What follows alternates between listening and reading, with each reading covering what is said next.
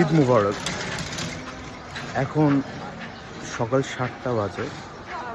আমি ঈদের নামাজ পড়তে বের হলাম, কিন্তু মসজিদে এসে শুনি যে আজকে ঈদের জামাত সকাল 8টা।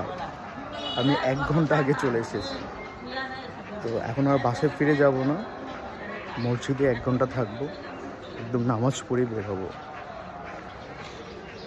এভাবেই শুরু হলো আমার আজকের ঈদ। ঘুমিয়েছি ভোর 4টার সময়, নামাজ পড়ার জন্য 6:45টায় উঠলাম।